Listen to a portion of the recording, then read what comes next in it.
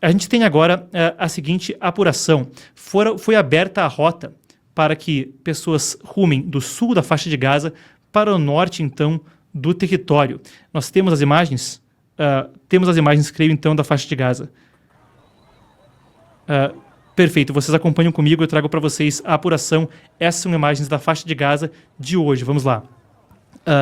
A apuração é a seguinte: na manhã de hoje, milhares de pessoas começaram a se deslocar a pé e sem inspeção em um primeiro momento pelo chamado corredor de Netzarim.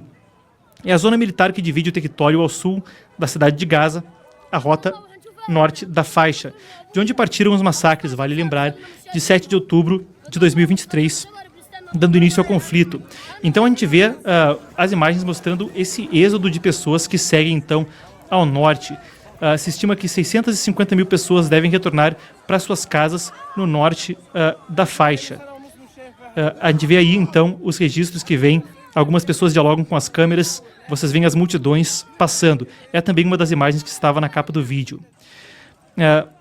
A reabertura foi adiada por 2 dias depois que o grupo terrorista Hamas alterou a ordem dos reféns a serem liberados em troca de centenas de prisioneiros palestinos. Israel abriu os bloqueios depois que o grupo terrorista concordou em liberar 6 reféns em 2 etapas. Então, na quinta-feira, se espera a libertação da mulher Arbel Yehud, a jovem soldado Agam Berger e um terceiro refém que provavelmente será Keith Siegel, que é um americano de 65 anos, e no sábado haverá então 3 outros reféns sendo libertados. Israel libertará prisioneiros de segurança palestinos, serão 30 palestinos para cada civil solto pelo Hamas e 50 pela mulher, pela que é um soldado, incluindo 30 terroristas então que serão libertados por Israel, cumprindo penas de prisão perpétua, veja só. O Hamas notificou Israel de que dos 26 reféns restantes a serem libertados na primeira fase do acordo, 18 estão vivos, 8, infelizmente, não estão. Os números batem com as avaliações de Israel, era isso mesmo que era esperado. A gente tem então o seguinte: o Hamas colocou seus combatentes armados em algumas áreas para organizar as multidões e as forças de defesa de Israel têm então monitores dos Estados Unidos vigiando um posto de controle para monitorar o movimento de combatentes e armas, para evitar, então, que combatentes e armas vão para o norte da faixa de Gaza. Essa é uma preocupação central.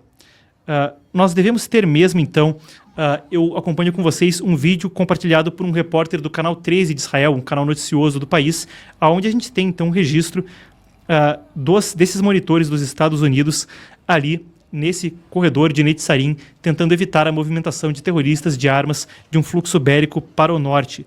Vamos conferir. Temos aqui então, vamos lá. Essa é uma imagem que ele publicou nas redes sociais e vocês veem então os monitores dos Estados Unidos que estão ali buscando evitar fluxo de terroristas, de armas para o norte da faixa de Gaza, como a gente dizia, de onde partiram os ataques. A gente volta então aqui para vocês acompanharem o resto das imagens que a gente tem, conforme as pessoas retornam ao norte da faixa. O Hamas chamou o retorno ao norte da faixa de Gaza, a gente tem aqui a apuração de, aspas, uma vitória para o nosso povo e uma declaração de falha e derrota para os planos de ocupação e transparência. Essa é a perspectiva que vem então do lado da organização terrorista. E vocês veem na tela então aí uma das pessoas, um dos transeuntes que vai ao norte, falando efusivamente. Fica então o registro na tela. Vamos lá, a gente acompanha as imagens.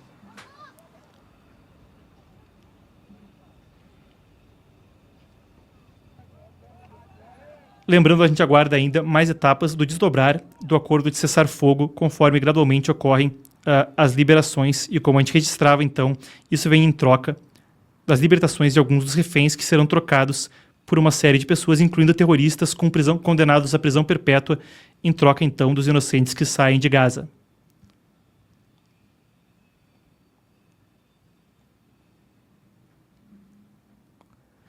Muito bem, a gente continua monitorando a situação, conforme fica aí então ainda a questão de como o cessar-fogo seguirá. O próprio Trump anteriormente falou que tinha aí receios de que ele pudesse não se sustentar.